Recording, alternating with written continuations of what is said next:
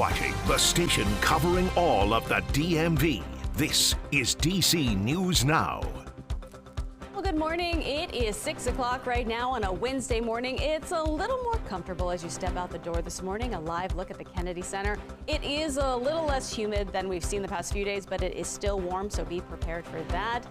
Good morning, and thanks for starting your morning with us here on DC News Now. I'm Tanaya Wright. Yeah, good morning to you. I'm Corey James. We'll get to Shanika for the traffic in just a moment. Let's start things off with meteorologist Jackie Lair for looking at forecasts. Yeah, it won't be quite as hot out there later on this afternoon. Out there this morning, starting off with the 50s and 60s. Currently 66 in DC, 61 in Manassas, or right at the 60-degree mark in Hagerstown. But seeing those 50s back along and west of the I-81 corridor to start off your Wednesday morning. Also, the radar, just a few light sprinkles moving across parts of southern Maryland. Those will quickly exit, and we're going to continue to notice those drier conditions. However, we do see some low visibility with some of that patchy dense fog down about a mile in Manassas, as well as Culpeper, Woodstock too, down about 2 miles over towards Cumberland, a mile in Frederick. So we do have a dense fog advisory. That's back over towards parts of the I-81 corridor in Virginia, and that goes until 8 a.m. this morning. We'll see those highs today, low to mid 80s, so not quite as hot as the last couple of days, but tomorrow's going to be hotter than this yet again before we see a cool down. So get towards the weekend. I have more details on that coming up. Shanika, what's the latest on the roads?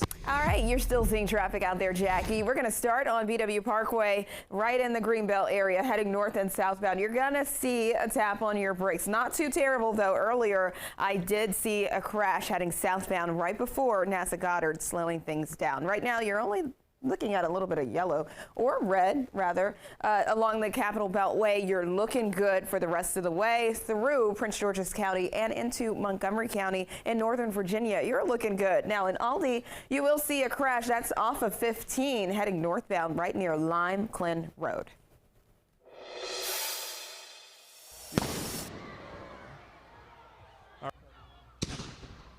Oh my God. Let's go. We're out of here. Tell them we're out of here. Hey guys, we gotta go. Violence erupting on the campus of UCLA last night after a group of pro-Israeli protesters arrived attempting to dismantle the pro-Palestinian encampment. Now, fireworks, as you saw and heard there, were deployed, pepper spray even released. This unfolding as more college protests and demonstrations escalating around the country.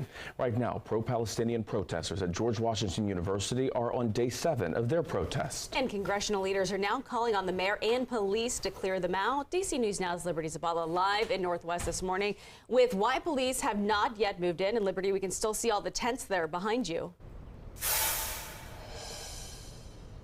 Good morning, Tanaya and Corey. Well, we're starting to see some of those protesters start to wake up and come out of their tents here after sleeping here overnight. Now, Metropolitan Police say they support peaceful First Amendment activities, and you can see right over here where the students have also taken down barricades around the encampment and threw them in the middle of University Yard here, essentially digging in their heels for a 7th day.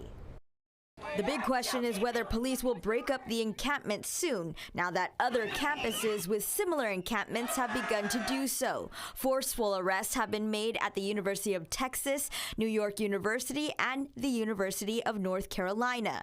Protesters here are calling for a ceasefire in Gaza. They are demanding GWU divest from any companies funding the Israel-Hamas war. Now, congressional leaders are calling on the mayor and MPD to remove the encampment. Congresswoman Virginia Foxx and Congressman James Comer sent letters requesting the removal of what they called radical, anti-Semitic, and unlawful protesters from the campus. The mayor released a statement saying the district supports peaceful protests and relies on MPD's expertise on deciding when intervention is needed, but says the district will ensure access to streets, parks, and safe conditions. We have come to take our universities back. When you see a riot police intervening in a peaceful protest, that can be deeply chilling. Now, we did speak to one protester who did not wish to go on camera, but he said he's exhausted. He's been here since day one, but he is calling on others in the community to join them in their fight to liberate Palestine. We also know that the mayor did meet with GWU officials yesterday, but her office did not disclose what was discussed at that meeting. For now, live here in Northwest DC, Liberty Zabala, DC News Now. Thank you, Liberty. In New York, Columbia University is calling on police to calm the ongoing student-led protests there. That's where dozens of people were arrested last night after pro-Palestinian demonstrators occupied the school's administration building. A Columbia University spokesperson says the school requested the NYPD to step in after they learned protesters had taken over the building. The school says, quote, the decision to reach out to the NYPD was in response to the actions of protesters, not the cause they are championing. New York City Mayor Eric Adams says he agrees. We will always protect the right to protest, but we must balance that right. We cannot and will not allow what should be a peaceful gathering to turn into a violent spectacle. And Columbia University students so far have been protesting for 2 weeks. And several states are preparing for primaries as the protests on college campuses across the country continue. However, one expert says the protests will not have an impact on the primaries, but it could have an impact on President Biden's re-election campaign for the general election. So if protesters can show that they are opposing Biden for these policies in sufficiently large numbers, that forces Biden to have to respond to these critiques. The expert also says that he does not believe Republican presidential candidate Donald Trump will be impacted by the protests because of his pro-Israel stance. Leesburg police are searching for a suspect they say robbed someone by impersonating an officer. Police say it happened Friday afternoon on Edwards Ferry Road Northeast. Officials say the victim was riding his bike when a gray Toyota Corolla pulled up next to him, flashing blue and red lights. They say the victim told him two men got out of the car and then showed silver badges before taking money from his wallet. Police are asking anyone who may have any information to step forward. In Prince George's County, police are searching for the person who shot and killed a teenager. This happened in Oxon Hill last week near Kenbeck Street and Glass Manor Drive. Officials say 16-year-old DeMarco Bradford died. Another man was injured in the shooting, but police say that man is recovering. Your time right now is 6:07 this morning. A 14-year-old accused of shooting into a crowd of teens at a senior skip day event in Prince George's County is expected in court today. This comes after a judge ordered a 16-year-old accused of that same crime to be held without bond yesterday. Greenbelt police say the shooting injured 5 teenagers. At the court hearing yesterday, prosecutors say the 16-year-old was removed from school after someone confronted him. Prosecutors also believe the 2 teens were the only 2 shooters.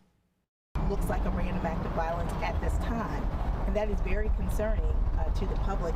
And even if it were a more targeted act, that's still very concerning that you have a 16-year-old and a 14-year-old with guns shooting at other young people in the crowd.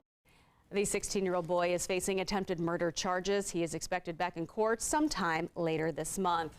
Well, new this morning, Prince George's County Council passing a resolution to give business owners a say on where juvenile curfews should be implemented. And that is going to start immediately. DC News Now's Jean-Marie Sissay is live this morning in Largo. And Jean-Marie, tell us about this resolution here. Yeah, good morning. So this resolution is separate from the juvenile curfew that's been established at National Harbor recently, and also separate from the juvenile curfew bill that the council is waiting to vote on in the upcoming weeks. Now, it's all the same concept, but this time for this resolution, it actually gives business owners a say-so to establish curfew zones for juveniles under 17. Juvenile curfew in Prince George's County isn't something new, but now a newly passed resolution allows business owners to have a say-so. The resolution was passed on Wednesday. It will allow commercial property owners in the county to request curfew zones for juveniles under 17. But business owners do have to meet a certain criteria before applying for the curfew zone, and also obtain a letter from the county council member who represents their area. Now, the proposed curfew time periods must be between 5 p.m. and 5 a.m., and it won't apply to any juvenile with an adult. Now, this comes nearly a week after the county executive, Angela Alsobrooks, announced a juvenile curfew at National Harbor for those 16 and under. Council leaders say this newly passed resolution is just a step towards their long-term juvenile curfew bill that still awaits a vote. In a statement, Council Chair Jolene Ivey says, the resolution we passed today will fill the gap as the juvenile curfew bill becomes law. We want to allow other commercial property owners in the county to apply for a curfew zone if they feel it's needed. Yeah, so this goes into effect immediately. And as I mentioned again, it is separate from the juvenile curfew at National Harbor and also separate from the juvenile curfew law bill that it has been awaiting to be passed in the county council. And that's expected to be passed or voted on, in the upcoming weeks. We're now reporting live in Largo. I'm Yamari Sase, DC News Now. Marie, thank you. Time right now is 6:10. Today, several organizations are expected to be out rallying to honor International Workers' Day. Now, the groups are calling on President Biden to provide relief to immigrant essential workers by granting work permits and expanding safety requirements. Supporters will meet this afternoon at Union Station before marching to the White House. This rally also comes a month after the Baltimore Key Bridge collapse. That collapse killed 6 Latin American construction workers. Meantime, officials say the ship that collapsed that bridge will soon be removed from the river. They say this will allow more vessels to pass through Baltimore's port. Officials believe the ship will be removed within the next 10 days. It is unclear when the rest of the wreckage, though, will be cleaned up, though the city hopes to have it fully restored and the port open by the end of this month. Again, 6 people were killed. 2 of the bodies are still missing.